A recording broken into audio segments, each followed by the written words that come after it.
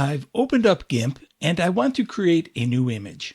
We have our welcome screen here that we looked at in the last video. But let's say the welcome screen didn't open when GIMP opened for some reason. I'll close this. And to open this, I'll go into Help, Welcome Dialog.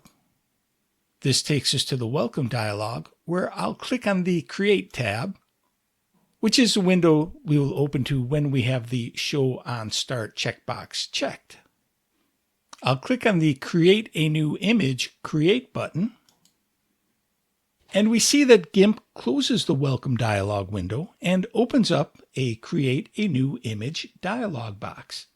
I'm going to cancel out of this by clicking Cancel, and GIMP takes us back to the Welcome dialog box. I'm going to close the Welcome dialog box and go up to the main menu where I will click on File, and we see New, Create, Open, as well as a few other options. Open will be used to open an image, but what's the difference between Create and New? I'll click on New, and we see that same Create a New Image window that we saw a moment ago. I'll click Cancel. Now I'll go back up to File, Create, and we see from Clipboard, Scanner, or Screenshot.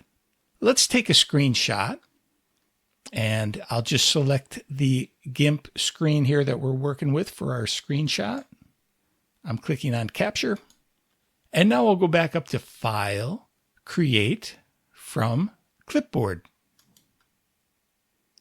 And now we have an image created from our screen capture that we did just a moment ago.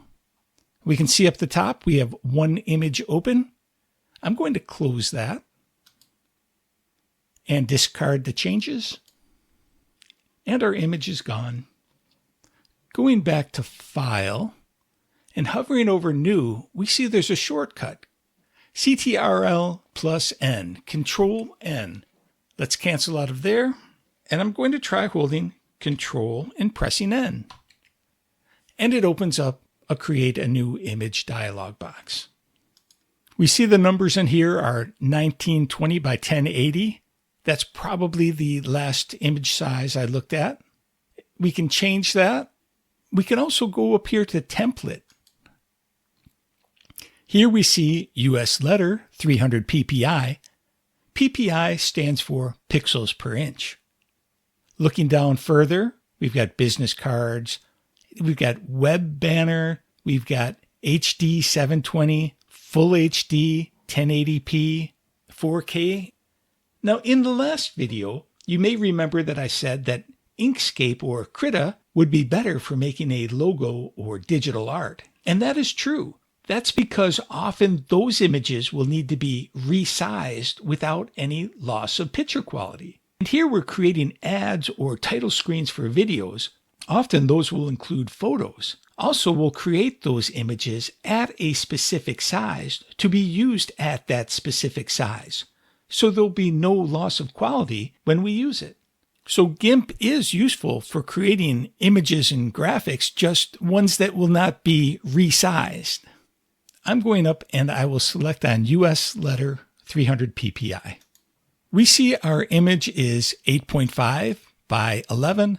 I'm going to change this to be 5 by 5. And we're talking 5 inches by 5 inches. We can change that here. I could make this 5 centimeters by 5 centimeters, but I'll go back to inches. And with our 5 by 5 inch working area, I'll click OK. Here we see a white background on the main menu. Along the top, we see a ruler starting at 0 and going to 5. We also see this along the left side.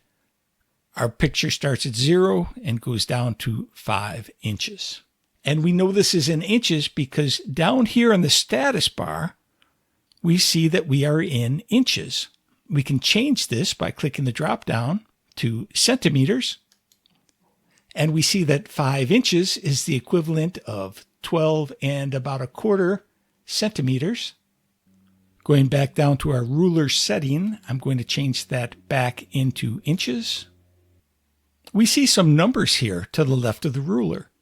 That is telling us where we are in our image.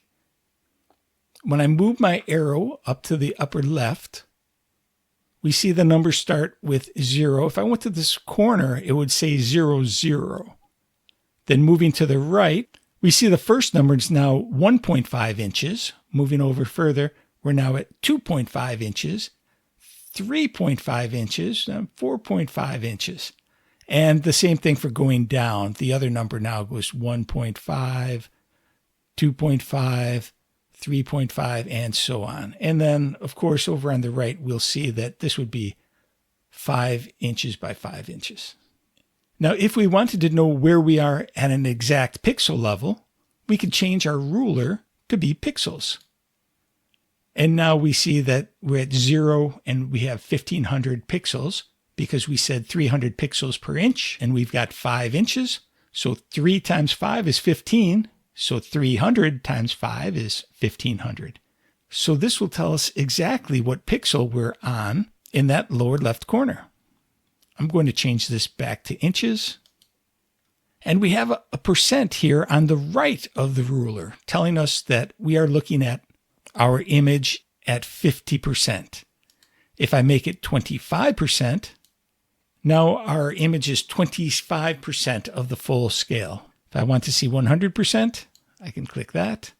And it's running over the sizes. We can see that there's our 0 point, and we are barely fitting it in. It looks like we got all 5 inches there, but at the bottom, we're only 4 inches. We can also move this up to like 200, 400, and 800. That's when we're really zooming in, working on a pixel level. I'll go back to the 50%. Going back to our status bar here on the bottom, to the right of the percentage has a background. This background is telling us what layer we are on. Over here in our layer window, we see we are on the background layer. We're going to get into layers later. For now, the only thing I want you to know is this eye. We'll turn it on and off. When it's off, we don't see the layer. And in this case, we don't have anything. So we see a little checkerboard letting us know that our entire image is transparent. I'll click the eye back on. And then we also see that we are at 21 megabytes is the current size of our image. Now, when I'm in the image, notice that background changes to say, click drag to create a new selection. Well, that is because we are on the selection tool at the moment. So it's telling us what options we can do with that tool. Before we end this video, I want to add something to this image. So I'm going over to this paintbrush, and if I hover over it, or if I click on it, we see it says Paintbrush Tool. Paint smooth strokes using a brush. And then below that it says also in this group, pencil, airbrush, ink, and my paintbrush. And notice the letters off to the right. P for paintbrush tool, N for pencil. We can't use P because we use it for the paintbrush tool. So N is for pencil, A is for airbrush, K is for ink. And to change our tool, we can just press on the P, the N, the A, the K, or the Y to change this tool. Let's change it to pencil by pressing N. And now when I hover over the pencil that was the paintbrush tool, we see the same options down there, but we see the picture for the paintbrush tool in our toolbox. But that's how to get to any of this group of tools.